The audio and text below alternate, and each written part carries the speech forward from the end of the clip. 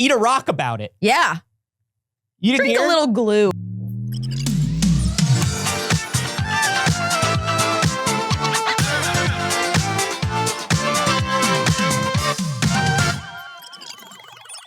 Hello, good morning. Good morning, BBs. It's too early. It sure is. Welcome to the first, best, and only morning show in existence. I'm Anthony Carboni. And I'm Saige Ryan. How's it going? How was your weekend? It was good. Yesterday we had a meeting of the Nervous Tiny Dogs Club. Oh, yeah. It's me and all of my friends that own nervous tiny dogs. Mhm. And we take them on a hike. And, they behave so poorly. Do nervous dogs like to hike? Yes. Really? All dogs like to hike. Okay. All dogs like to hike. Nervous dogs, you have to hike a group of nervous dogs together because you don't want, they like to have their own space. Yes. And so they all walk together, but separate. Mhm. You know what I mean? Yeah. It's more of like, we are forming this pack for safety purposes. Mhm.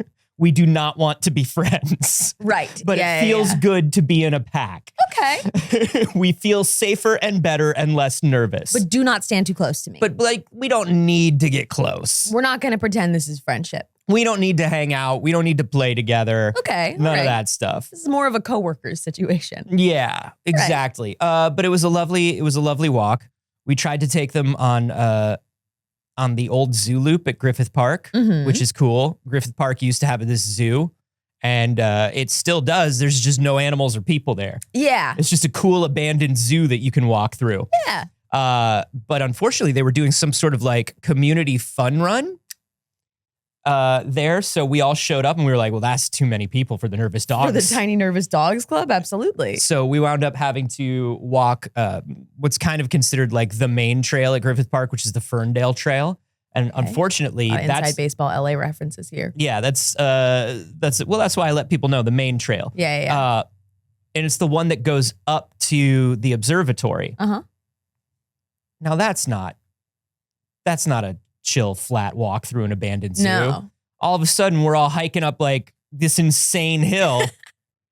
And all the nervous dogs are loving it. Sure. The nervous dogs are like tearing at their leashes and spinning around. They're like, I just can't believe we're in the world. Yeah. We're just here. Uh-huh. And then, if another dog passes that they don't know, they just bark. One of them was just a real barker. Yeah. I was like, Dagger doesn't bark. No, Dagger would never. Dagger never barks. Dagger never makes a noise. Dagger always heals. Yes. He's a perfect boy. Out of all the tiny nervous dogs, I will say, and this, I am biased, Yeah.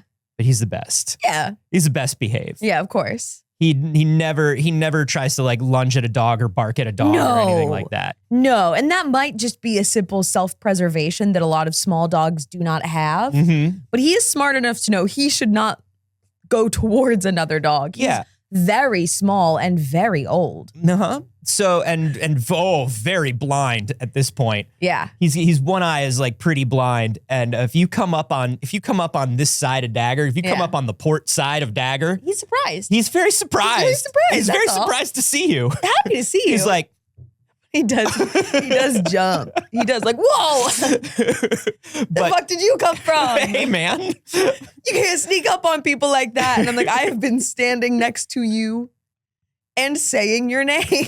Do you know when you walk into a room and like a kid is napping and you're like, I gotta be very careful about how I wake up this kid. That's me. I'm the kid. Yeah, it's the kid. The kid is Saige, and you don't want to be like, if you surprise the kid when you wake the kid up, the kid is gonna be scared and start crying. The kid is still Saige. It's still me. And it's like you walk in and you're like, okay, how do I do this? Do I do like a hey, or do I walk in and I go like, good morning, like an all at once? Yeah. Or do I do like a careful Absolutely tapping? not. Or do like, none of them are right. The thing is that none of them are right. No to everything you just said. None of them are right. And so like, it's always very funny when I have to like come up to Dagger and let him know we're going somewhere or doing something. Yeah. Cause I'm like, all right, I'm making noise as I come up. Uh-huh. I'm making noise. This is me. Yeah. Hey bud, I'm walking up to like, you. What the fuck? And then I like, hey, he's like, nearly killed me, man. It's like Murray. Yeah. Aww. He's like, you can't You can't surprise me like that. I got a bad heart. I was like, literally, I've done everything in my power not to surprise you. I have actually done everything I could. Have you seen that dog on TikTok? I got a bunch of videos. It's people that have 2 dogs and one of their dogs is blind. And when their parents come home, one of the dogs will run to the parents and then go, wait, and run back and go get the blind dog to let him know. I think the dog maybe the dog is deaf. Maybe both. Okay. Might be both. Right. But goes and gets the other dog to let them know that their parents are home. And every time the dog runs to the parents and then stops, like screeches in and is like, I've almost forgotten. I must get my brother, and runs back because he gets too excited to see mom and dad coming home. And then is like, oh, but wait a second. Oh, but wait, because he's not going to want to miss this. He's not going to want to miss this. He's going to want to he's going to want to be here.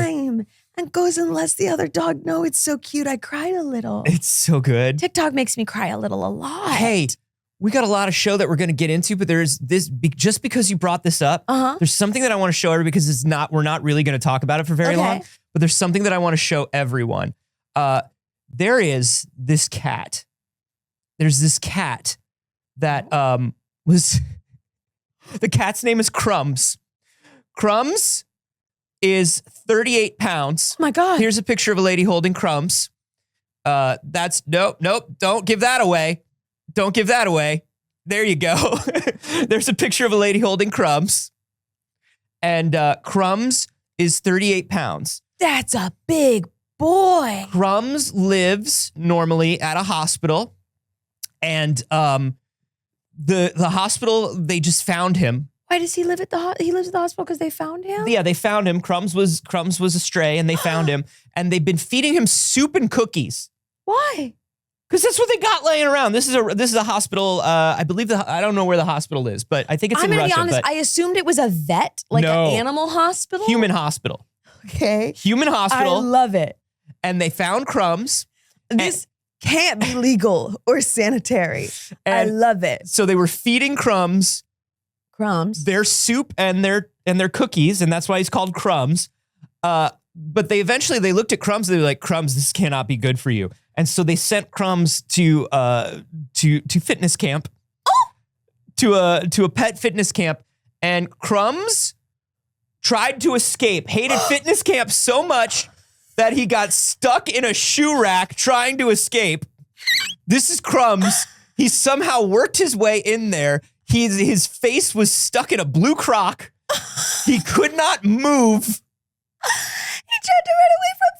He tried to run away from Fat Camp. Crumbs, I love you. He could apparently barely walk on his own when he came in because he was so big. But he tried to escape because he hated it. Yeah. He was like, I know that I can't normally walk, but I will walk out of here. I will walk out of here. And by trying to walk out of there, he got himself stuck in a goddamn shoe rack. The shoe rack, I don't even know how the shoe rack was important to the escape route. Feels like you wouldn't even need to get on the shoe rack. But here's a video of Crumbs. Here's a video of Crumbs after they freed, or a picture of Crumbs after they freed him from the shoe rack. He was so mad. Oh, he's so upset he got caught. He got caught, but he would have gotten away with it too. Here's a video of Crumbs. He is actually, I don't know why TMZ reported this. Yeah, why is TMZ covering Crumbs? Because Crumbs is famous, baby. Swimming? Well, this is what they do. If your pet is really overweight, they walk on a treadmill, but in water. But cats hate water. Yeah, but it supports their weight and makes them more buoyant. Oh, Crumbs. So that's the life of Crumbs right now. And Crumbs is apparently doing well. And Crumbs is losing weight. Crumbs can and we're not gonna jump scare you with Bill Maher. Oh God. Crumbs can come live with me. Yeah, right? Get on over here, Crumbs. Come on, Crumbs. Wednesday and Ghost. I mean, you fit right in, Crumbs. Dude, Wednesday and Ghost? They're big babies too. They're thick. They're not Crumbs thick. No, nobody's Crumbs thick. You'd have to put them on a diet of soup and cookies. They're not walk 'em in water. They're not bisque thick. No. They're not stew thick. No. They're a chicken broth at best. At best. Hey, Good morning, everybody. Good morning, Alex. Hello and good morning. What do you think about that Crumbs, though? I love that cat so much. And it makes me want to pick him up and kind of jiggle him and jelly him around like yeah, this. I just want to hold him. Yeah, he looks I just want to feel Crumbs. The pillow I sleep with at night. That's a big boy. That's a big boy. Well, things also that have been blowing up on TikTok. Have you seen the big penguin pesto? You guys haven't seen the big baby penguin pesto? No. Locate him for us. Hold up. I released a single mixtape under the name Big Baby Penguin. Not Big Baby Penguin Pesto. No, not Big Baby Penguin, but Big Baby Penguin was my SoundCloud rap name.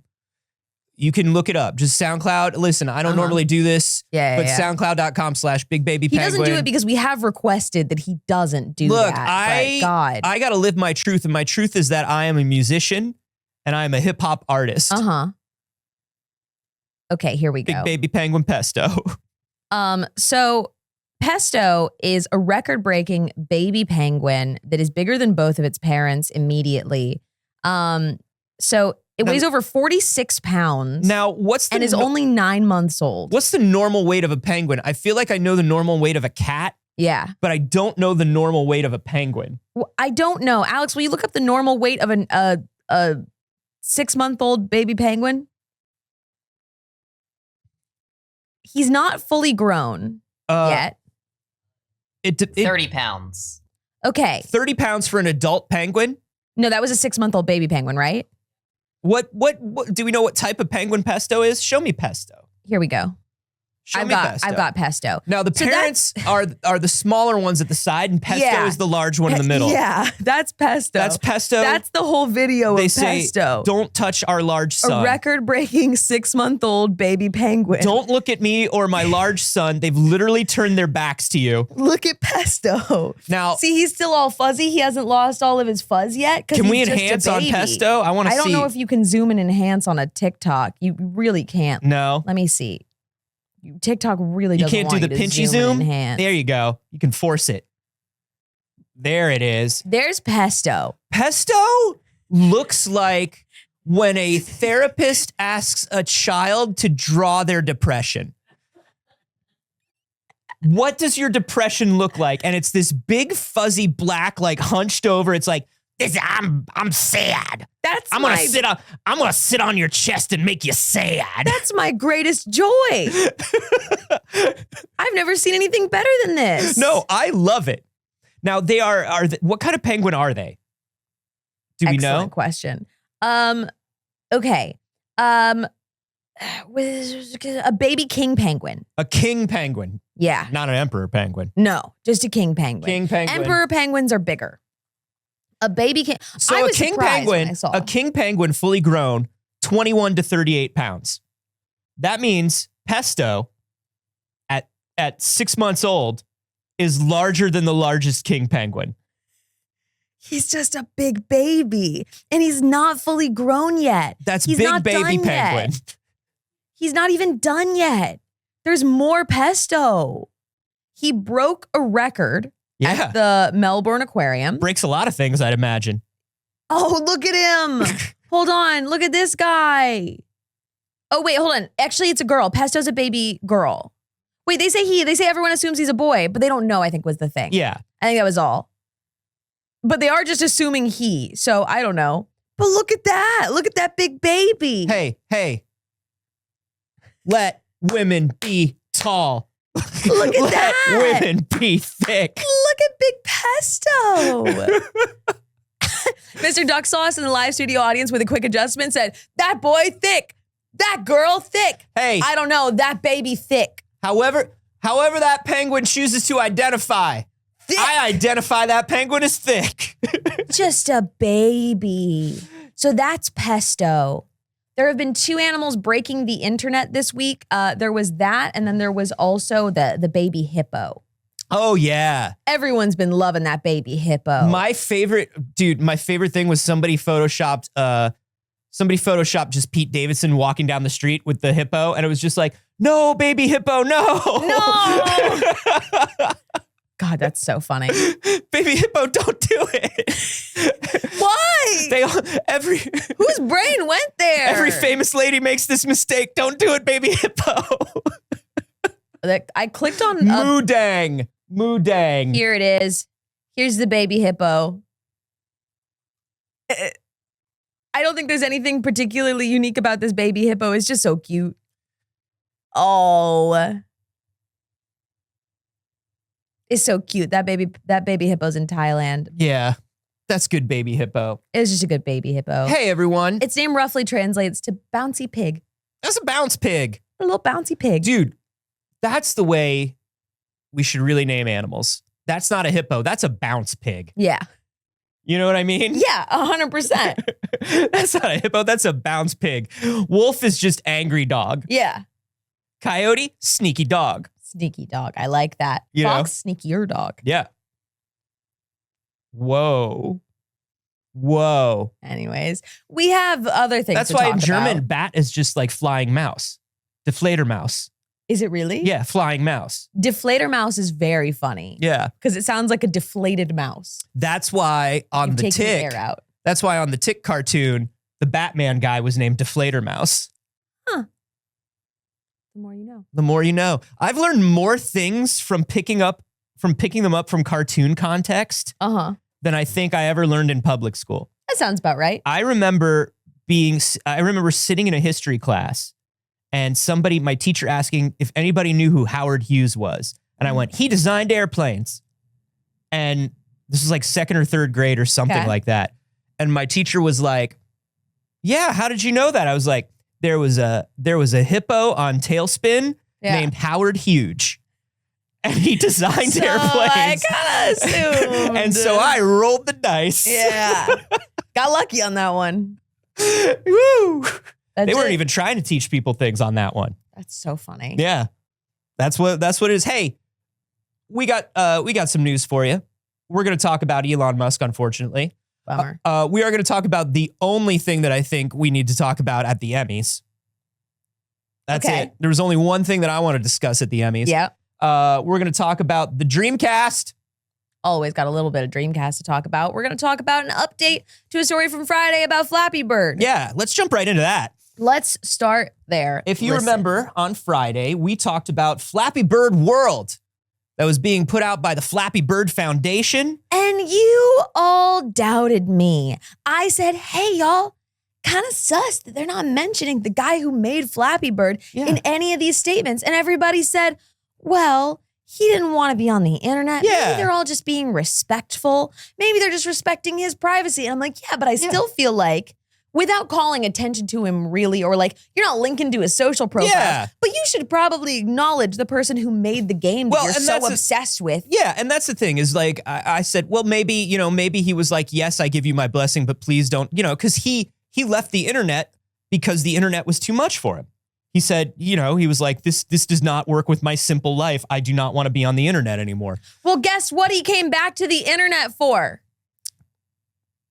To tell you that he didn't sell Flappy Bird and he has no idea what you're talking about. So, you will remember that part of this story was that the Flappy Bird Foundation, who describes themselves as hardcore fans of the original, the Flappy Bird. I really don't think we should be using the word foundation. I feel like that should be reserved for charitable organizations. I mean, it feels weird. I'm just going to say it. It feels a little weird, but listen, if you look into people who call themselves a foundation, you're going to find that not everybody, I know. Your idea of foundation versus what a foundation but is. I feel like they're intentionally using the word foundation to be like how Toontown Rewritten is like, hey, we're just a group of volunteers doing this for free that just want to put up a game that we love from our childhood. There will be no monetization on it, right? They want to sound like they're those people. Right. But they're not those people. No. And a lot of people who call themselves a foundation are not those people either. Yeah. But the deal is, they said, we are fans. We're bringing it back. There's nothing shady here. We bought the trademark from whatever this game company was. And I said, but wait a minute. How did that company get the trademark? Mm-hmm. And I was like, did the original dude, did Dong sell them the trademark? And it was like, I think Dong never trademarked it in America, and this game company bought it up. Yes. And then these people bought this trademark from this game company that trademarked it out from under the original developer. That was your suspicion. That was my suspicion. And right now, we don't know exactly what happened, but we know that Dong Nguyen, who made the original Flappy Bird game, came back to the internet to tweet, "No, I have no related with their game." Again, a translation. Yeah, he's Vietnamese. I did not sell anything. I also don't support crypto. He's either Vietnamese or Thai. I'm sorry if I misspoke. Yeah, so the I don't support crypto thing was very weird. The crypto thing was very weird because, boy, Flappy Bird World didn't mention crypto in that thing. They sure didn't. It wasn't in any of those little screenshots of this expanded game, but they did talk about how they want to build so much more. They want to do Flappy Bird and so much more. And then we find out that the person leading the Flappy Bird Foundation has a long history of crypto. Yeah. Is big into NFTs and crypto. So, yeah, this is Michael Roberts, who is the key figure behind both Game Tech, who are the owners of the trademark for Flappy Bird, and the Flappy Bird Foundation. It's Michael Roberts. He's a developer who has a big interest in NFTs and cryptos and describes themselves as the chief creative behind the game's return. Game Tech, here in the report, it says there was behind the scenes trademark dispute in the US between Nguyen and Game Tech. Mm-hmm. So it is one of those things where like he's actively fighting it. It is one of those things where he had the game, he created the game, and then he did not trademark the term Flappy Bird, the name Flappy Bird in the US. Now, trademark, unlike copyright, if y'all don't know, trademark you have to be constantly fighting for, basically. If you have a trademark, you have to show that you still deserve that trademark. Yes. You are actively using it. You were using it before anybody else. You have the highest and best claim to the trademark. Yeah. So Game Tech was just like, yeah, we're Flappy Bird, threw it in there. And then all of a sudden, Dong Nguyen had to be in court against Game Tech. Yeah. And Game Tech selling the trademark to the Flappy Bird Foundation is Michael Roberts selling the stolen trademark to Michael Roberts. How interesting is that? Now, show my screen really quick because this is the most recent tweet from Michael Roberts here. Nice read, hashtag Flappy's back from Blockchain Reporter. Whoa. The return of Flappy Bird takes a boost from strategic collaborations with chief names in the Web3 sector like Ton and Notcoin, with the Flappy Bird art and a Notcoin banner. Immediately threw it into crypto. So it looks like what they did was they sent out potentially 2 different press releases. They probably sent out a press release to legitimate game outlets, game journalism outlets, and then they probably sent out a separate press release to the crypto community. Yeah. 100%. And one was like, look at Flappy Bird's back and it's built on crypto. Literally I have not found a single tweet here on his account that isn't about crypto or NFTs. I'm not joking. Like it feels like a parody. Everything. It is back to back to back to back crypto coins and NFTs, book recommendations about crypto, hashtag never stop learning, hashtag crypto wisdom. Hashtag crypto wisdom. Crypto wisdom. That's when the Mothman calls you. Yeah. That's when the Mothman calls you. That's cryptid wisdom. Close. Oh, okay. Yeah. There we go. Yeah, this is bad. It's really bad. It's really bad. The Flappy Bird Foundation is trying to make it sound like, according to this, I'm reading from PCGamer.com, the Flappy Bird Foundation is trying to make this sound like it is something heroic. The decade-long mission involved in acquiring legal rights and even working with my predecessor to uncage me and rehatch the official Flappy Bird game. The confusing reference to my predecessor relates to a game called Pew Pew with similar mechanics that predated Flappy Bird, whose creator has been roped into this project to lend a sort of veneer. So what they did is they got the guy who made Pew Pew, who made a game that was similar, but it didn't take off like Flappy Bird. Yeah. And they grabbed the developer of Pew Pew and were like, hey, do you want to work on Flappy Bird World? And here's a guy who missed one of the biggest bags in history. Yeah. And was like, yeah, of course I'll do it. Now, mind you, they also got Flappy, the website for it, flappybird.org. Yeah, because they're a foundation, Saige. Come on! They're a foundation. Knock it off. If you if you have a need for a flapping bird, they are the organization that you go to. Can anyone just get a .org? Yeah. The only things you can't get are a .edu or a .gov. Yeah. Those you need to have a specific reason to have. Yeah. But even the EDU can be like a little with accreditations being what they are. Yeah. I had an EDU email for a while to sign up for student discounts. Yeah.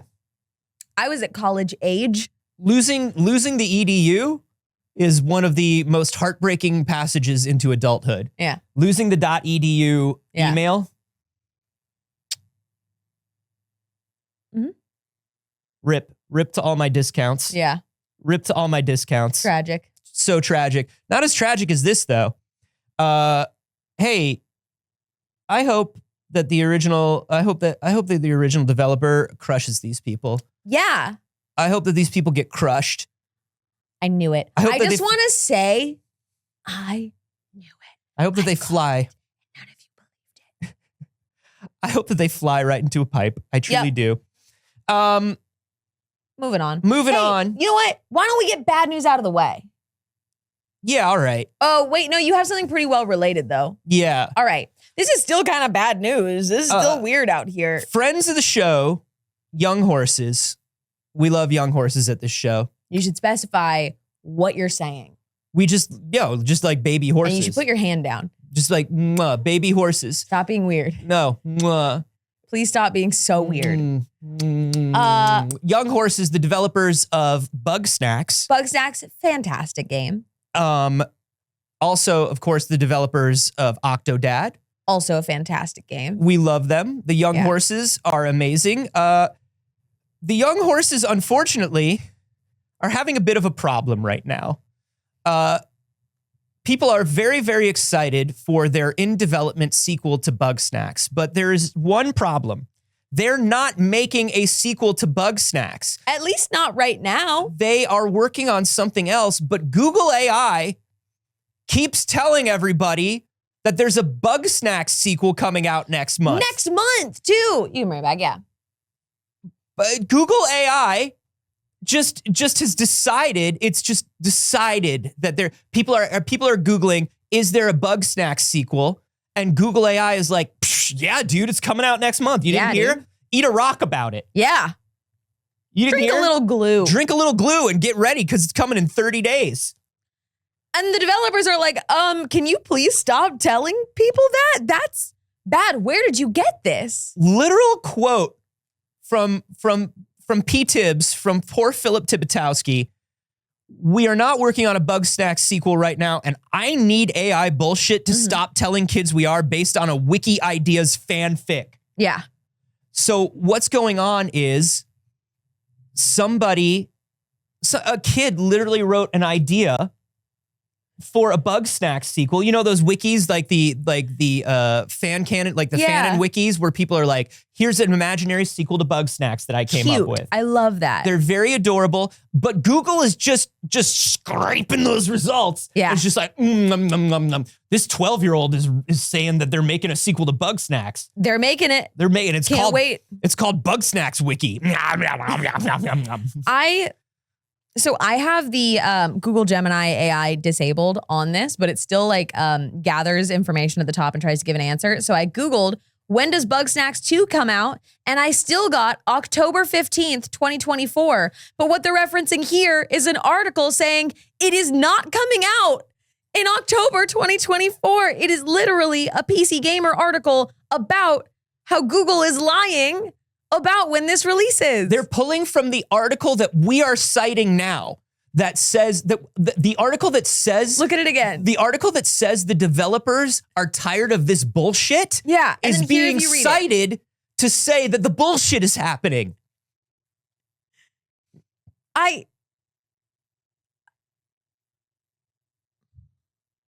It's the article that we're reading right now. Hey, Google. Knock it off. Oh my God, everybody knock it off today. I'm just like, hey, maybe turn this off until it works better. Hey, everyone, just turn it off. Just turn it off. Turn it off. Keep working on it. Dill Pickle is saying, this is what we call in the business an AI hallucination. We have to, and I get the joke that you're making, because the joke is that because it's a computer, we're allowed to just popularize the term hallucination. Mm-hmm. If I throw out incorrect things, like what if I start slandering and libeling and I just say it was a hallucination? Yeah.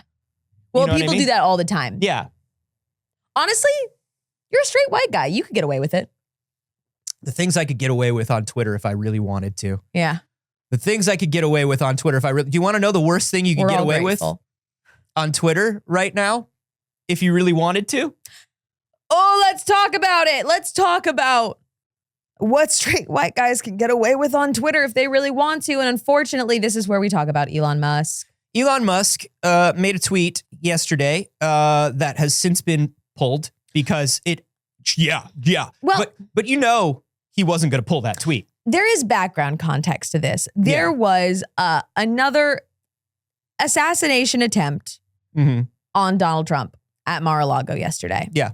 So he wasn't actually shot at this time, but apparently somebody was found on the grounds of Mar-a-Lago with a big gun that Trump thinks he should be allowed to have.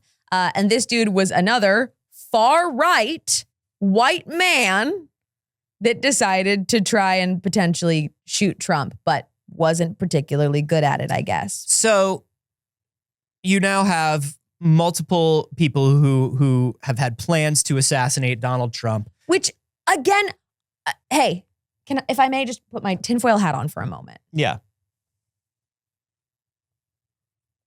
It's kind of weird, right?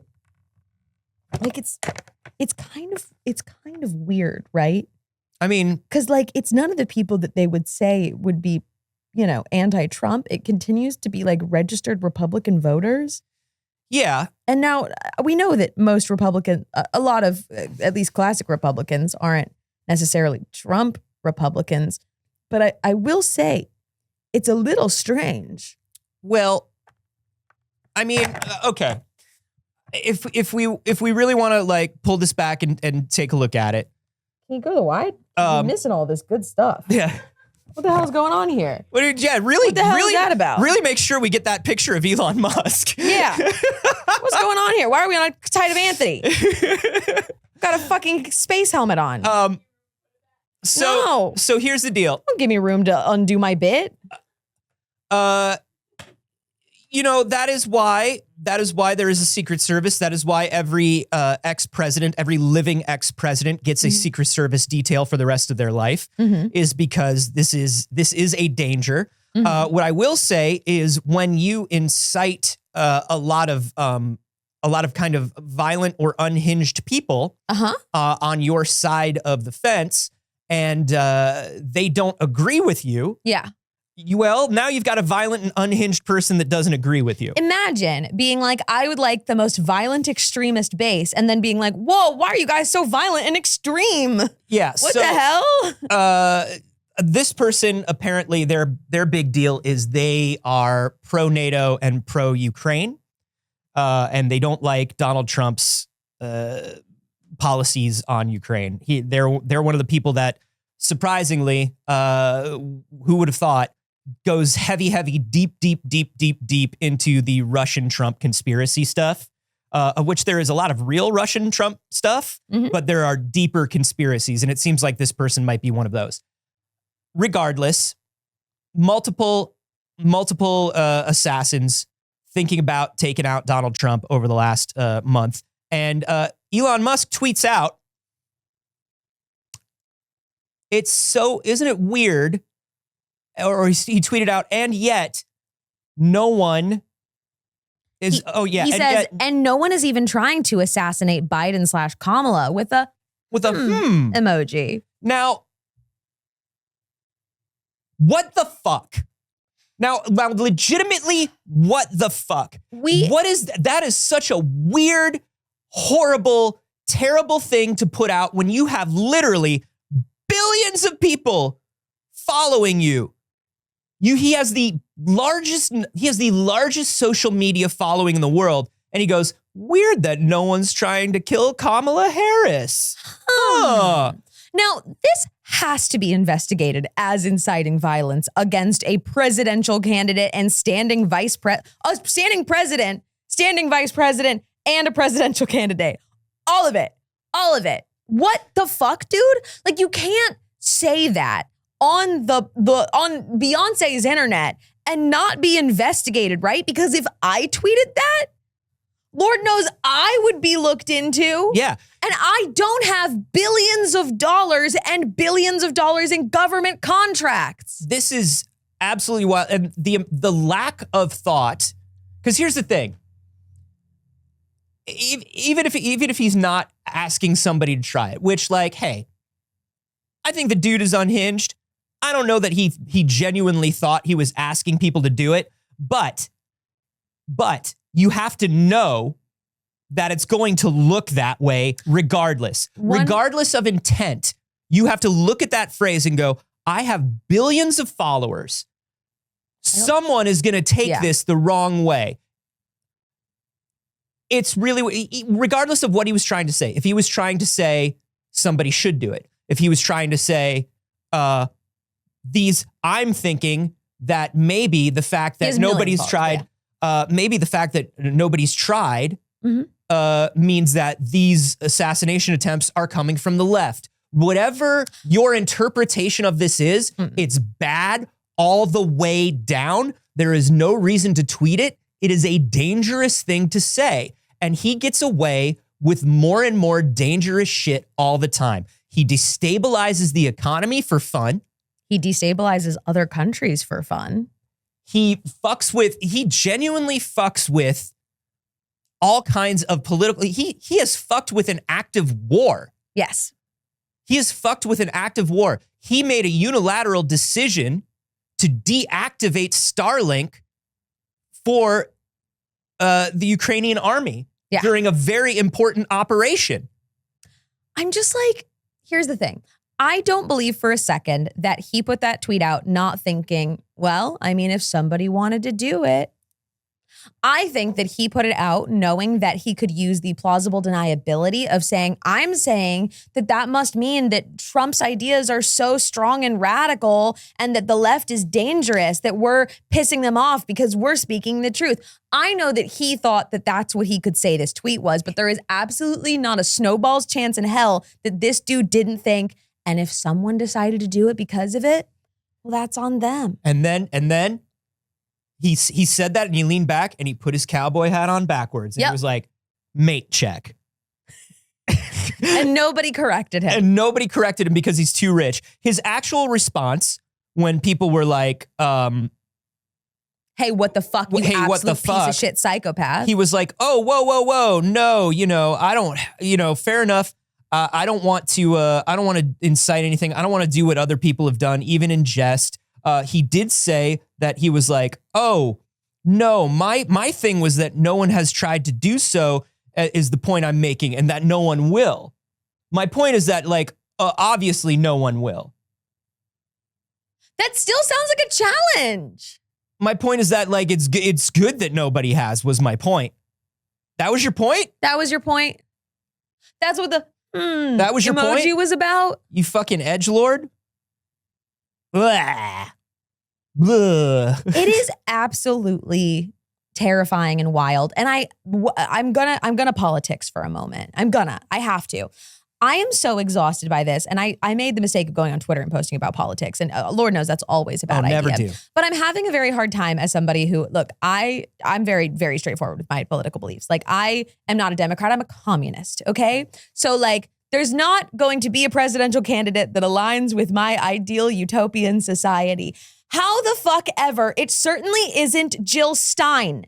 Everybody shut the fuck up about Jill Stein. All she's done is run for president for the last 10 years unsuccessfully. I don't care. There may be things that you really like, and there may be things that, like, genuinely she believes in that you align with, and that's fine, and I don't care. There are things that Jill Stein believes in, this fun fictional version where she could win an election, that a lot of us would love to happen. But also, all of these things are not based in reality. She says, I'll do this. I will personally end the war. She says, oh, okay, well, I'm seeing what you guys don't like about Kamala, which, hey, I don't like. that Kamala won't say, hey, genocide is bad and this is a genocide. I don't like that either. But Lord knows Trump won't. And so she goes, great, this is my angle that I can take and I can pick up the left that is unhappy with this part of her policy and split the vote and let the Republicans win. Yeah. I'm so angry because she's also a fucking anti-vaxxer. She has absolutely no way to back up. You can't yourself. Yeah. And she says, I myself will end the war in Gaza. You can't do that. What you can say is, hey, I will cut off the fact that we supply weapons and fucking tanks that are helping commit a genocide, but you yourself can't end the war. It's weird. That's not how it works. Yeah. She says, oh, I'm going She's to do all weird. this shit. And she's just making shit up that She's a she weird hasn't person. stood by. It's a fucking grift to let the right win, bro. She's an odd person. And I need my fellow leftists, okay? I need all of the people that are like, Democrats aren't enough. I want further left, okay? Because I'm there with you. I need you to screw your brain back into your fucking head, bro, and not get Donald Trump elected. Because if you do, I'm gonna be so mad at you, okay? I get it. But if you had any form of actual leftist policy and philosophy that you had read in your whole life, you would know that this isn't how we do it. Okay, I'm done. Okay. That's all. So yeah, there was probably an investigation into Elon Musk launched immediately. You don't always hear about every investigation. One of the minor investigations that we've heard about recently was John Mulaney made a joke on SNL where he compared Donald Trump to Julius Caesar, and the Secret Service called John Mulaney because Caesar was assassinated. Wow. Like, you don't say things like this without the Secret Service jumping in. But like, to what end? To right? what end? To what end? When, like, John Mulaney, you call John Mulaney, and John Mulaney's a millionaire. He's a rich guy. He's famous. But you call John Mulaney and you say, "Dude, you're in trouble." And John Mulaney goes, "Oh fuck." Yeah, I won't say that again. You call somebody who has, like, I don't know, 5% of the world's total money, and he goes, "Oh no." And a bunch of the biggest government contracts. Oh no. I really do think we have to pay attention to like the significance of his government contracts, like to the significance of ties to SpaceX and all of this, because it's like, it is a level of access, it is a level of clearance that he has that somebody like John Mulaney doesn't have. Like, it should be revoked. His government contracts should be terminated. Dude, they should you can't joke about it. They should take his government funding away. Yeah. The thing that's wild is he is making all of this money on our money. Yeah. We keep lending Elon Musk money. It doesn't matter whether you want to or not. No. Whether you want to or not is immaterial, because the government just lends Elon Musk endless money. And so it's just, he has the infinite money glitch. He has it. It's fucking wild. He has Control-Shift-C, all caps, one word, motherload. Yeah. He does IDKFA, and he's just running around in the government. And you just do that. He's just no clipping through the government. Everybody, please make sure that you are, in fact, registered to vote. This is just your reminder. Even if you vote in every election, you should check. You should double check. Because maybe it's been enough time. Maybe your address changed. Maybe there's a little glitch in the system. And then you look and you're like, oh my God, I'm not registered anymore. You don't want to miss this one. And you don't want to split the Democratic vote. Yeah. I can't say, hey, and I know it feels can't tell like, you who to here's vote the for. thing. I can't tell you who to vote for. I can if I want to. Nobody can stop me. But also, please, I'm begging you to use your brain, because everything was going pretty well. And then in the last 2 weeks, everything got real fucked up and the numbers are looking really stupid and you're making us look stupid. Yeah. So I understand it's a frustrating cycle. Yes. To be put into a place where you can only vote for two candidates and anything else is throwing your vote away. Yes. The two-party system is fucked. The electoral college is fucked. We get that. And we get that the big system is messed up. But what most people forget and get caught up in presidential election and presidential races is that, it's the highest office in the land, but it's not the only office in the land. Yes. You need to be voting down ballot. It's a lot more work than Americans are used to for politics, but it's the important stuff. So when, there are states, California happens to be one of them, that when Trump tried to throw out some wild policies or tried to throw out some wild national stuff, when the Supreme Court threw out some wild stuff, California said, no, thank you. States' rights. That's your thing, right? Well, here we go. States' rights. So that's an important thing to do is if the entire country feels one way and the president feels another way, but when I say the entire country, I mean elected representatives feel one way and the president feels another way, guess what? The president doesn't get to have so much power. Yeah. And it's the fact that in the American system and the media and the political system has trained us this way, we feel like president is the only important thing. Yes. When in reality, the thing that is going to affect you the most day to day is who's your city councilman. That's the most important thing. That is incredibly important. I also want to stress, because there's been a lot of people that have lost track of like, oh, well, it's the same either way on the presidency. And that's been a wild thing. And like, I even understood it more in previous elections. It was wrong then, but my God, is it so wrong now with all the information that we have about Project 2025, for instance. And I literally had other leftists tweeting at me and being like, it's the same either way. They have the same policy. Hi. No, they don't. No, they do not. And also, as like a woman-shaped person that would like to be able to maintain really base level, already not good enough reproductive rights and to be allowed to be like, I don't know, gay outside, I really request that you reconsider. And I know that these are other people that are also affected by these things that are like, it's the same. It is not. If it was the same, the people who are saying it's the same are the same people that have been disappointed in the last 4 years of Supreme Court rulings. It is, which, like, hey, those would not be the same. If it had been a different president, those rulings would have been the same. When an entire listen, here's the thing. When people tell you it's the same, just remember, one side is going on TV saying, yeah, of course we lied about immigrants eating dogs in Ohio. We had to get people to understand that immigrants are bad. If we don't lie about the immigrants, how will people know they're bad?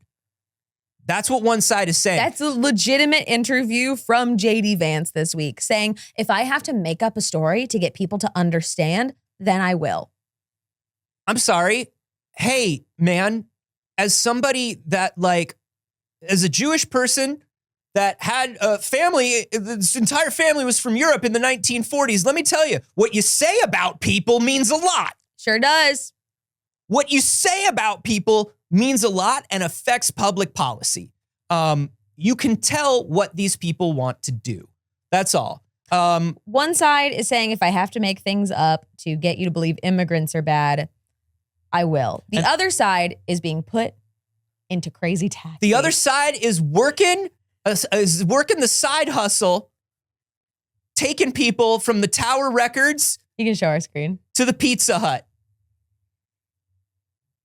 That's what one side's doing. Of course, Tim Walz, the honestly the most normal politician I've seen in years. Did you know that he is the poorest person to ever run for vice president? Yeah, he and his wife were both teachers, and they were on teacher salaries. Yep.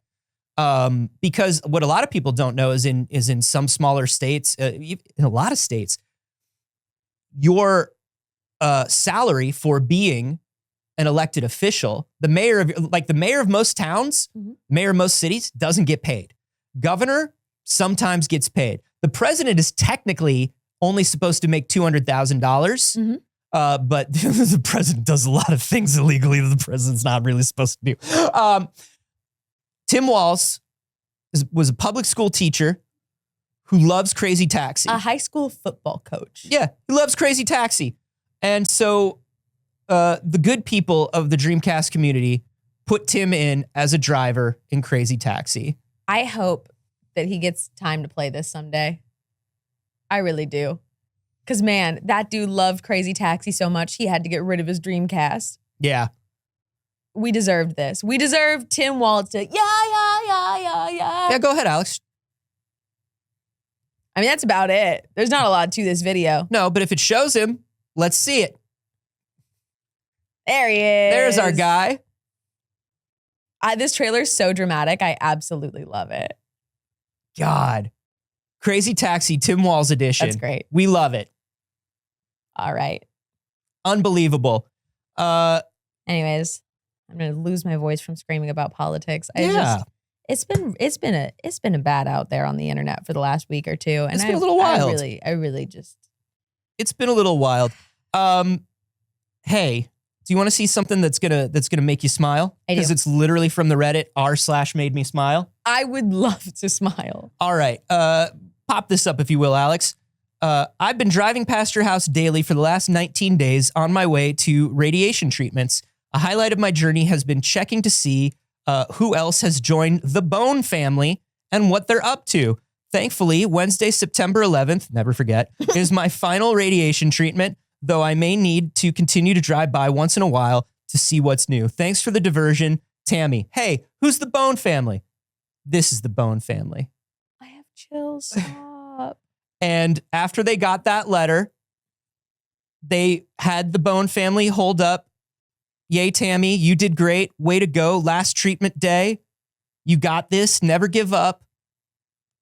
Come take a selfie with us. You did it. The Bone family. Anthony, I didn't know this was going to make me cry. Isn't that lovely? Isn't that wonderful? No, I'm crying. Yeah. Oh. Isn't that the sweetest thing? Stop it. Listen, most of the people that own 12-foot skeletons are good people. They're good people. The Bone family, baby. So cute. Isn't it cute? It's so cute. And they just have... I thought the cute part was just going to be the note that was already so cute. Yeah, the note was cute. It was already so sweet. It already was r/make me smile. Didn't have to be more. And yet it was. And yet it was. Okay. Look at the entire Bone family here. You got three back here. You got three back here chilling at the car.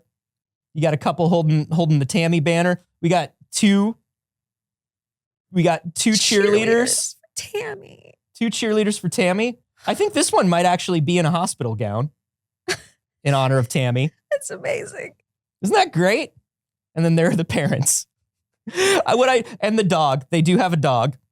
What I love about this is that this presupposes that children have the exact same proportions as adults. Just smaller. I love that. Yep. They're literally just little adults. Have you ever played a video game that makes children just small adult models? Absolutely. Yeah. And you're just like, wait a minute, that kid who's running around, I think that's just a miniature version of the blacksmith. I think you just shrunk them. I think you just shrunk a blacksmith. That's also what all old paintings look like to me. Yes. All old paintings look like people had never seen a child or baby. Anything from the post-Renaissance era where they were like, we gotta get back, we gotta reject modernity and embrace tradition on this. Yeah. And the baby Jesus is like a 40-year-old man. Yeah. Sitting and he's like, hey, what's up? It's me. Jesus. 40-year-old Jesus. Biblically, I didn't even live this long. How you doing? I've told this before, but I went to Italy a few years ago and I discovered how incredibly uncultured I was when I was in a museum looking at all of this beautiful art. And I couldn't stop giggling because nobody who painted these paintings had ever seen a baby. And they only knew how to paint one face. And it's so funny because it's like 14th century. We've preserved this piece of art. Yeah. And also, this person wasn't necessarily the best artist. It was just that this painting has survived. And that's why it's in the museum. And it's very impressive. But also, I have photos on my phone of a woman holding a baby. And then there's like a little angel baby behind her. And all three of them have absolutely identical faces. Yeah.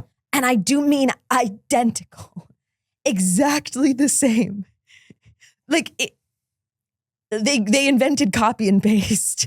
Yeah. And they were all bald men. Do you ever... Both the woman and the two babies. Are you really good at drawing one thing? You know your friend who's really good at drawing one thing? Who like learns the shortcut to like drawing the Mickey Mouse face or something? When you're a kid and one person learns how to draw anime eyes. Yeah. And you're just like, there it is. So good. It's like, and they're like, man, Chantil's really good at drawing. Yeah. Like Chantil's like amazing. Chantil draws something and she draws like another, like she draws a Sailor Scout again. Yeah. She can draw like one Sailor Scout from one angle. Yeah. And it's like, cool. Can you draw it fighting somebody? No, I cannot. Mm-mm. No. Nope. Do you want to see me draw another one though? I want to see me do it again. That's all medieval art. That's all medieval art.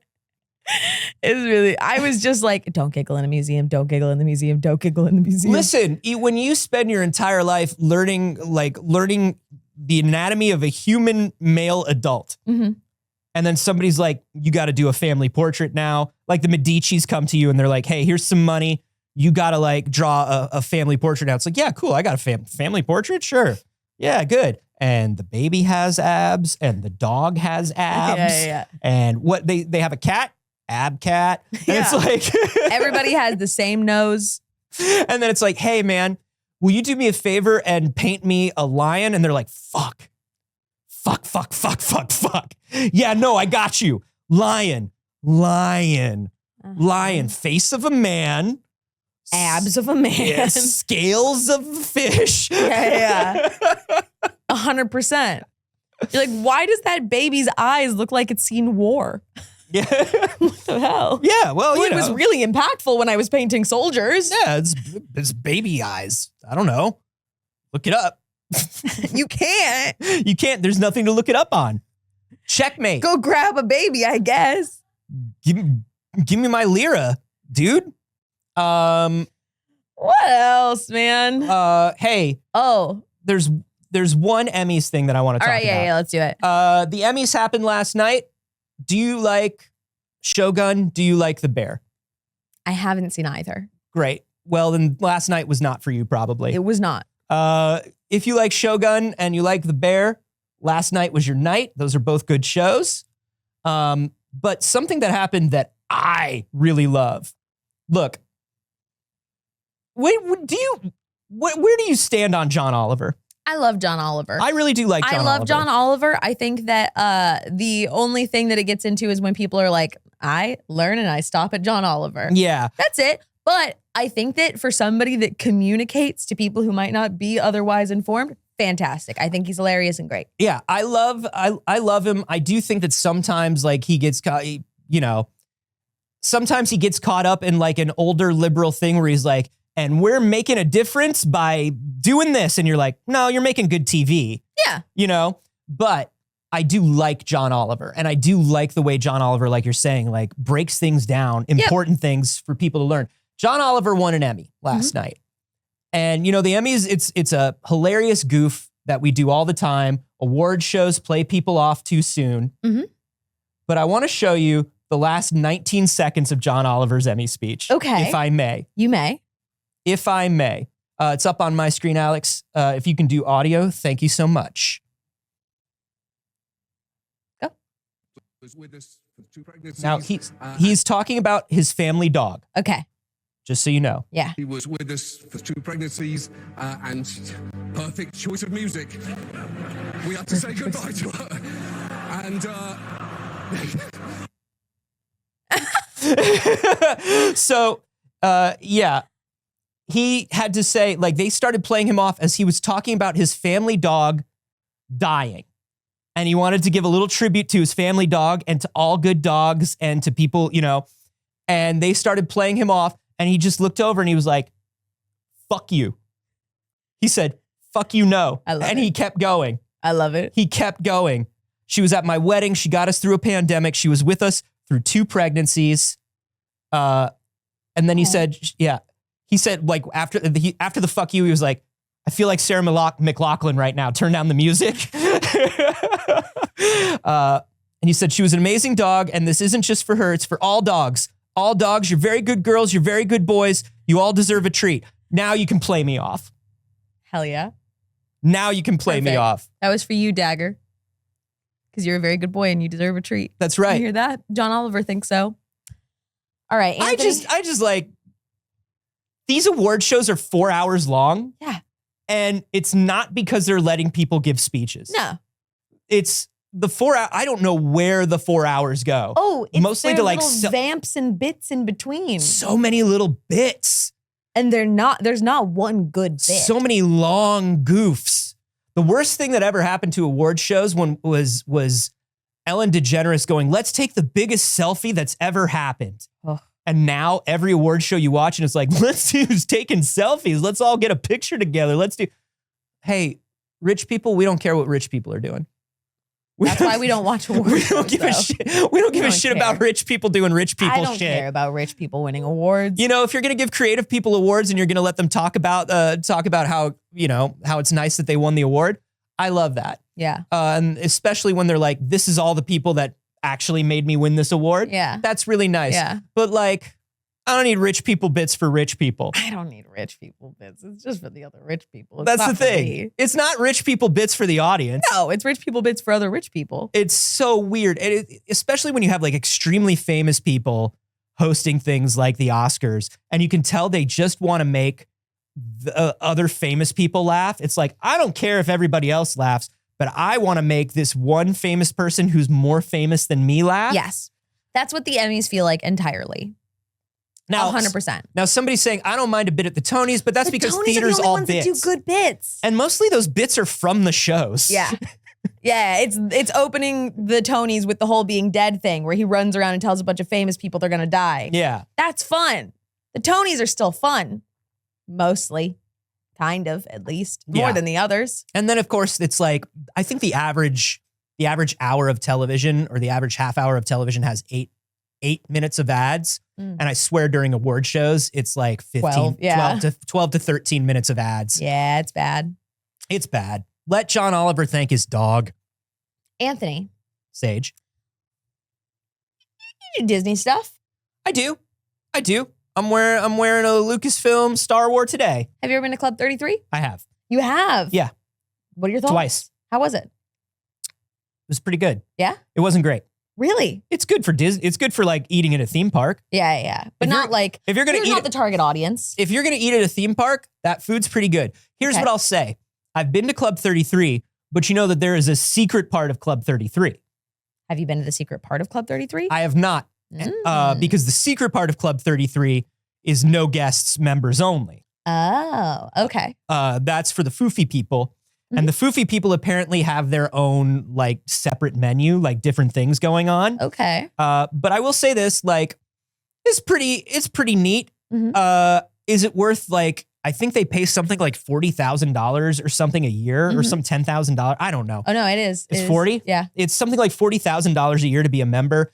And like, there's no exceptions. Like they don't comp anybody a membership. Yeah. For $40,000 and then you're still paying for every meal. Yeah. I would want the food to be much better. Sure. But I will say, as somebody who did not pay, Mhm.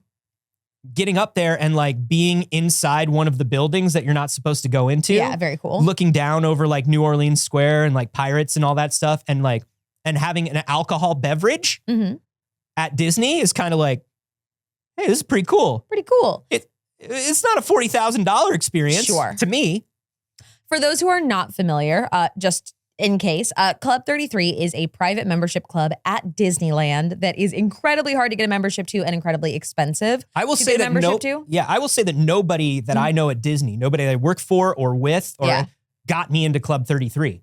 Do you know who got me into Club 33? Ooh. A random kind of funny fan who is a Club 33 member. Wow. Nobody I know at So Disney. members can bring in guests. Members have a certain number of guest passes. Oh. And they Finding also the get views guest on you. tickets to the theme parks. Wow. So the big thing here is like nobody I know at Disney Mhm. would bring me in. They were like, no. I don't even ask for that. Like, I don't Whoa. ask for that for me. Because when I first started working for Disney, I was like, at Yeah. the time, my partner was a big Disney adult. Get me into Club 33. I was like, can you get me into Club 33 for my wife's birthday? And they're Uh-huh. like, dude, I can't get into Club 33. Like, we don't ask, we Wild. don't do any of that stuff. Like, yeah. So, Wow.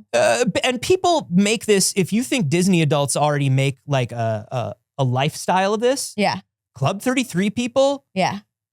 talking about $40,000 a year. This is their lifestyle. Yes, 100%. This is what Also, they do. people, if you think you know what the story is, wait for us to tell it.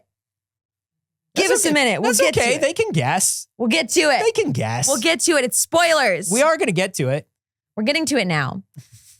You said you had an alcoholic beverage at Club 33. I did. I did. I had a mint julep, but a real one. You know how they serve the fake mint juleps? No, I don't. I sure don't. Oh, you would love a mint julep. It's just sugar water. Okay. You'd love it. But a mint julep, you can buy them at New Orleans Square. But every time I buy them, I wait in line and I get one and I forget that there's no alcohol at Disneyland. Yeah. And I'm like, wait, this is just mint water. Yeah. This is just like a hummingbird feeder. Yeah. And then I went upstairs and I had an actual mint julep upstairs and I was like, Yeah. oh. Also, I'm totally joking. You're fine. Yeah. But you're not supposed to get drunk at Club 33. No, you're not supposed to get drunk at Disney at all. You're not supposed to get drunk at Disney. You can get an alcoholic beverage. Yeah. But they do not want you to get drunk at Club 33. No. Which was made very apparent by this couple that was banned from Club 33 and is now in an active lawsuit that they've just lost and are refiling against Disney to try and get their membership back or their money back. They've spent $400,000 in legal fees just trying to get the opportunity to pay $40,000 a year again. So, from 2012 to 2017, they were paying their yearly dues of $31,500 to be members of Club 33. That doesn't include everything else that they do at the park. They say that they spent around $125,000 a year in general at Disney. Okay. Disney adults, man. That's wild. That's a wild. Year. $125,000 a year. Okay. Unfortunately, they will no longer be able to do that, at least in Club 33. They're not banned from the park, but they are banned from Club 33 because of signs of intense intoxication from Scott. This is a couple in their 60s. They were told that he was slurring his words, struggling to stand. He reeked of alcohol. Yeah, This dude got sloshed. He was basically asleep on a bench. Yeah. He was asleep on a bench and he smelled like alcohol. And he said, no. Mm-hmm. I did have a drink at Club 33, but it gave me a migraine and I had to lie down. Now, he actually... Baby, I've been there. Like, we've all been in our 20s. Scott, you're in your 60s, but we've all been in our 20s. And I've showed up to work and I've been like, oh no, I have a little bit of I think it's the flu. Yeah. I think and it's just Jaeger. And this dude isn't actually denying being drunk. Yeah. He's just saying, well, so what, basically? And being like, well, I had a migraine. That's why I was slurring my words. I can handle it. Yeah. Is basically his argument in this.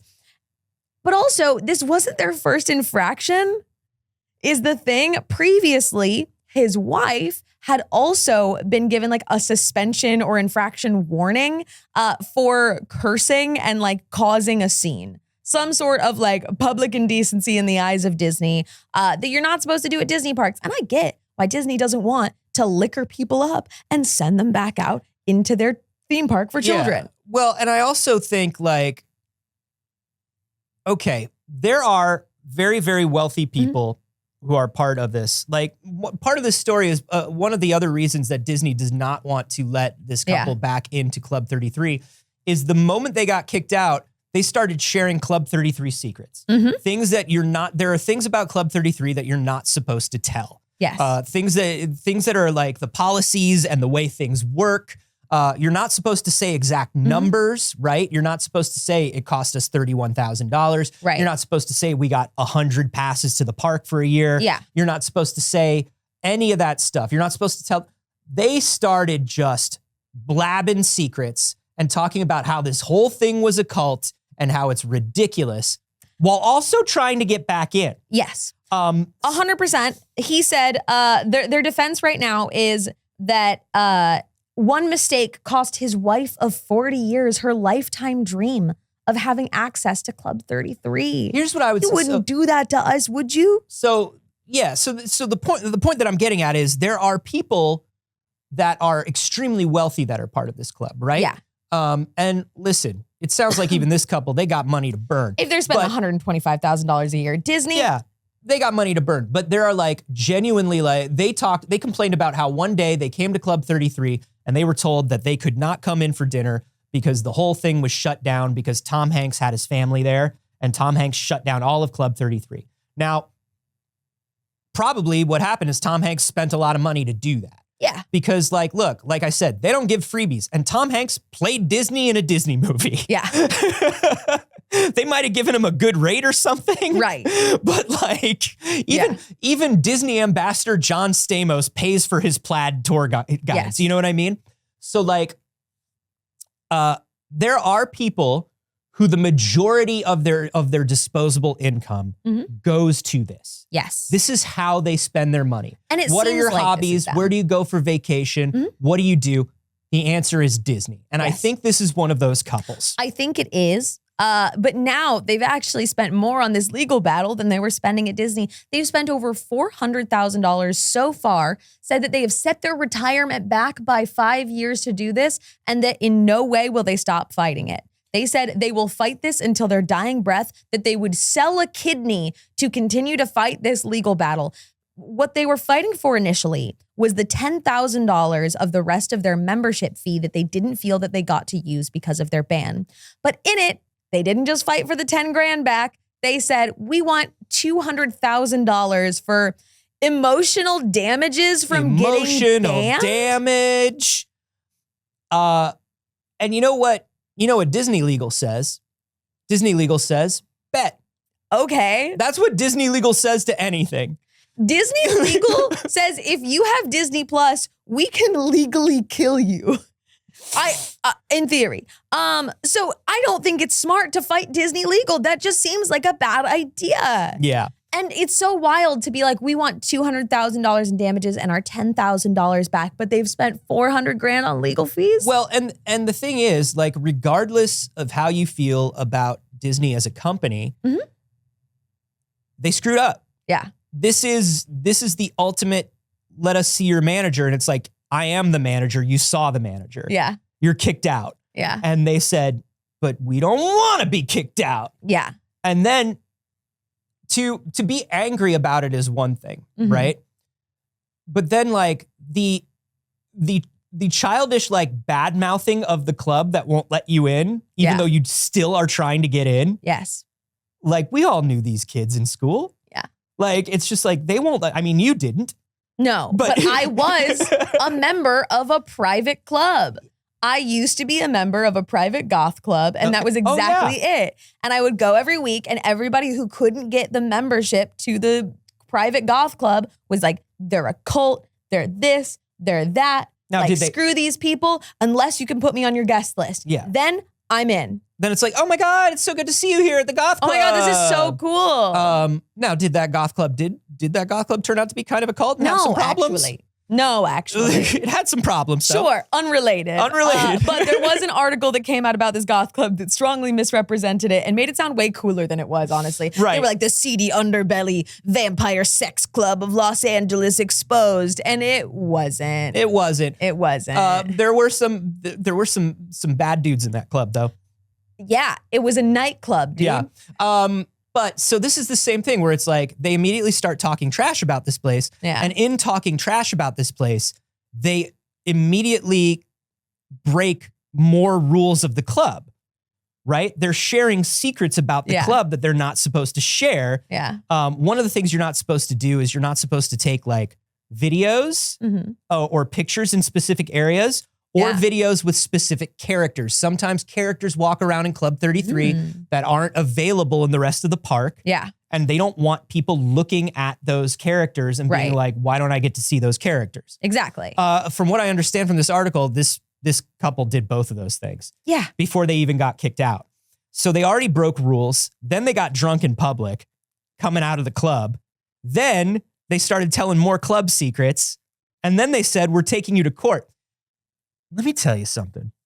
The moment you say, I want to be in this, and this is not, keep in mind, this is not a professional organization. This is not an organization that keeps them from getting anything in their life. This is not a useful community organization. No. This is a private dinner club. The moment you start suing, and if you don't have, like, listen, there have been court cases in history. You know, there have been court cases in history that have desegregated country clubs that have done. This is not what these people are doing. No. These people are just saying, I want in real bad, let me in. The Andersons said, we want it. And the Andersons, the moment you do something like this, and you know that you have intense animosity towards the club, and the club has intense animosity towards you, what kind of fun do you think you're having at this club if you get back in?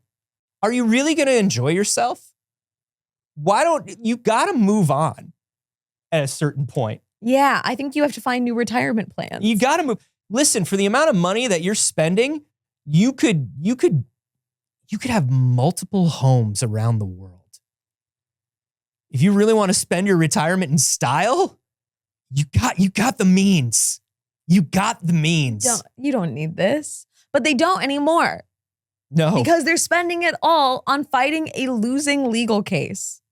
Super weird choice. Very odd. Super weird choice, the Andersons. Yeah. You've heard of the Fairly Odd Parents. These are the extremely odd parents. Their quote to leave you with is, "My wife and I are both dead set that this is absolutely wrong, and we will fight this to the death." What a very intense take on it. Well, there is a provision. Yeah. In your club membership. There's a provision if you're in Disney grounds, you can ask for a duel to the death. Yes. Against Night Goofy from Kingdom Hearts. Yeah. You can ask for a duel to the death against Night Goofy. Yeah, I was hoping it was going to be Scramble Coin when I challenged, and then I found out what it was, and it was really scary. Yeah, you don't want to listen. You don't want to fight Night Goofy. You do not want to fight Night Goofy. He'll go out. He'll go out protecting Disney. We know that. There's a reason they don't want you taking pictures of certain characters. Yeah. Hey, one last thing that I want to talk about because this is kind of important. What up? I want to talk about there's been a case going on against the Internet Archive that's been going on for a little while. The Internet Archive, if you don't know, is where you find everything. Yeah. But if you really didn't know, the Internet Archive has a rare book collection.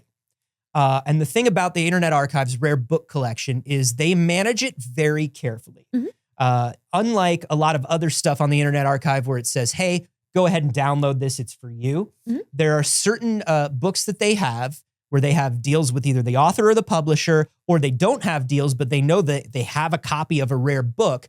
And what you have to do is check out the book the way you would from a library, and you can only check out the number of physical copies that the Internet Archive actually owns. Okay. So there was a design book that I've been wanting to get my hands on for a very long time, and the Internet Archive had it. And I was able to download it and borrow it, but only for 48 hours because they only own one physical copy of that book. Okay. Now, you would think that that is fair use. That sounds right. You know what I mean? That sounds like a library. There's only one book. We're giving you the copy of that book. You have, then it's digitally destroyed, and we still own the one copy of that book. Now, publishers hate this one weird trick, Saige. Publishers hate this one weird trick. And so they took the Internet Archive to court. No. And they said, hey, this is not fair use. This is not the way fair use should work. It sounds fair to me. It feels very fair. It feels very fair. But unfortunately, after going through this entire legal process, the Second Circuit Court said, no, this is them against Hachette, one of the biggest publishers in the world. Oh. Yeah. This is Hachette. Hachette owns, think of an imprint. Hachette owns it. They own it. I think they own like Penguin. They own like a lot. Little Brown and Company, like they own a lot of books. And Hachette said, Internet Archive can't do this. Second Circuit said, yeah, okay, Internet Archive can't do this. The problem is, this is now case precedent. And let me tell you how renting digital books from the library works. It's the same thing. Yeah. So a lot of libraries were trying to get around something called Overdrive. You probably have Overdrive if you're a library person. Overdrive is not what you think it is. Overdrive is not the library buying a certain number of copies of a book and then loaning it out. Overdrive is the library renting the book for exorbitant prices from the publisher to lend it out. And the publisher controls what's on Overdrive. Overdrive is essentially just like any other like subscription service that you use. Wow. Whether it's a streaming service, Game Pass, whatever. So the publishers decide how many copies are available, how long that book is going to be available. They can delist it whenever they want. It costs an insane amount of money.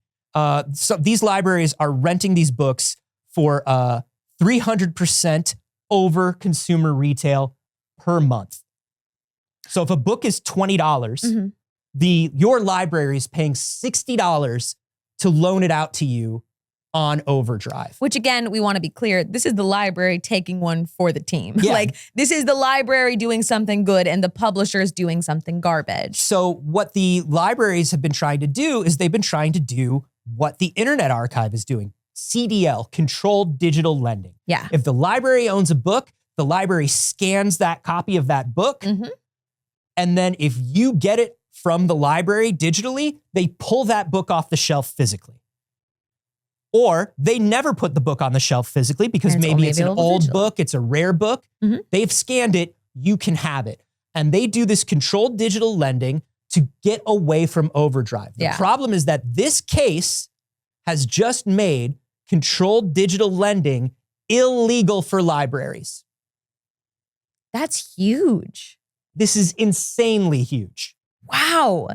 Yeah, I use a lot of, I got a library card mostly to do digital lending. Yeah. I do mostly audiobooks, and I don't know where that falls in this, but I've also done just digital copies of books. Yeah, same.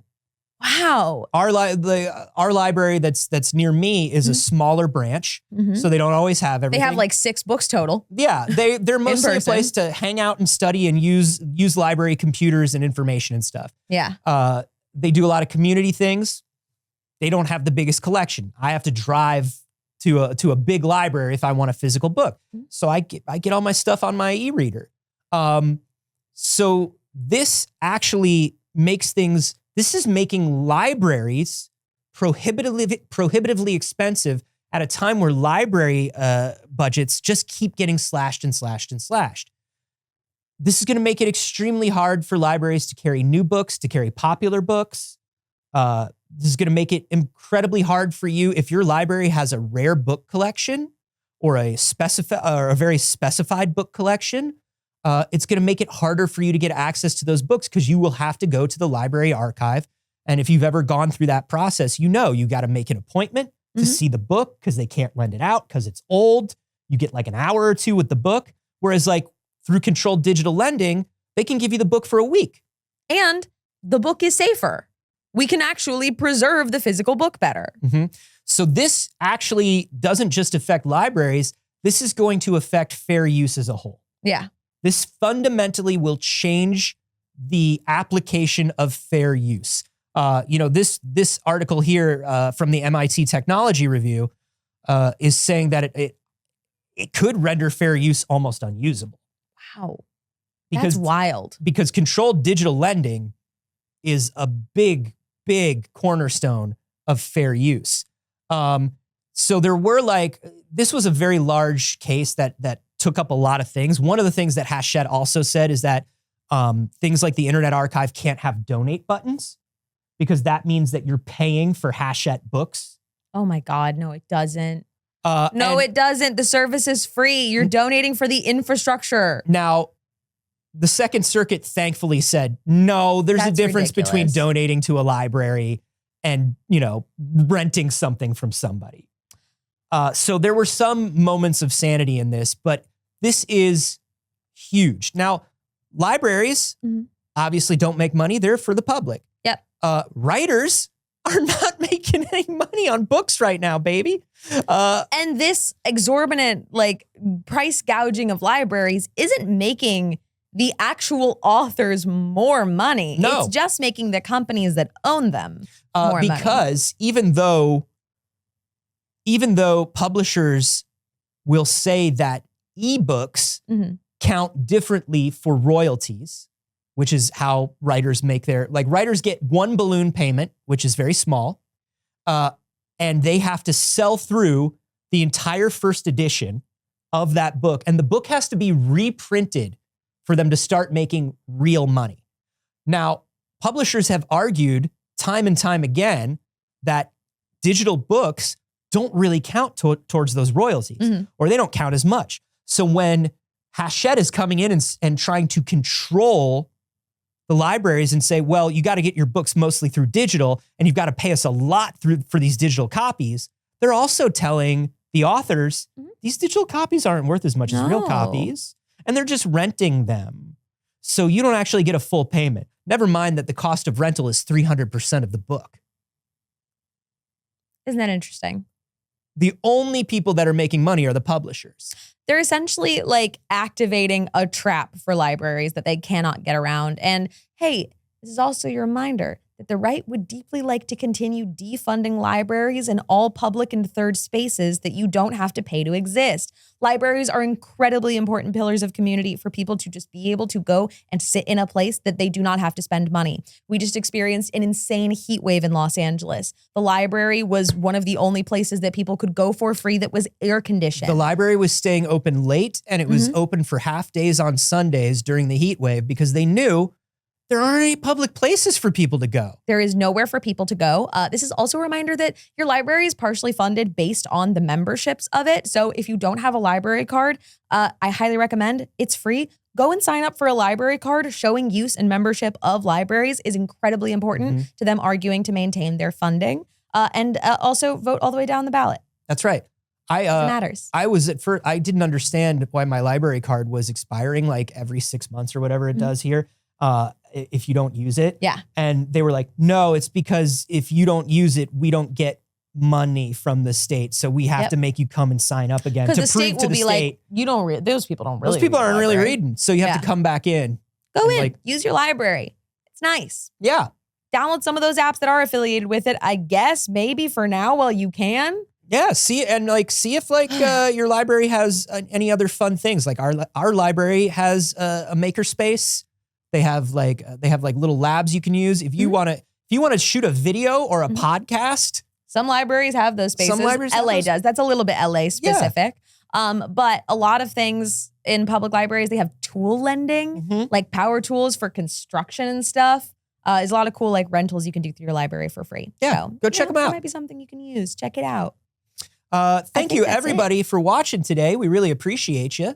We really do. We appreciate you being here and spending your morning with us. We do the show every Monday and Friday, so we will see you next on Friday. If you want to get more of us, you can go to patreon.com/pixelcircus. Starting at $5 a month, you get bonuses from this show every week and lots of other fun stuff from the channel. Yeah. Also remember that like if you want to support us and you're not like a person who's throwing money around, that's okay. Why don't you join the Discord, hang out with us? Suggest some stories. We love to see what you're thinking about, what you're talking about. Share the show on social media if you would. That's great. It helps more than you think. And also, if you're watching on YouTube, do us a favor and hit that subscribe button. We're trying to get to 10K subs, so Google stop stealing our money. And like the video. Yeah. It does a lot. It helps. Thank you to Flatlander and Obi for tweeting about the show today. We appreciate you so very much. Thank you for letting people know that they might like this little show that we do. It's very cool of you. We're going to go through and we're going to thank everyone that supported us live on Twitch as well. But first, Anthony. Yes. Where can they find you on the internet? You can find me everywhere online at Carboni, except for here on Twitch where I'm at Anthony Carboni. Twitch, you cowards. It's mine. Give it back to me. Oh, and hey, me. You can find me everywhere on the internet at Not Saige. And you can find me on this channel. We got a lot of stuff coming up in the next couple weeks. So keep an eye out. How about you, Alex? Hello, I'm Alex. You can find me at Aldermancy, Alder_Mancy on Twitter, and at Alex Teplitz on Instagram. And it was just announced that I'm going to be on the next season of Unprepared Casters, which is coming out on September 23rd. Hey! Very exciting. Right on. Thanks again for spending your morning with us, friends. And we will see you on Friday. Bye, BBs. Bye, BB.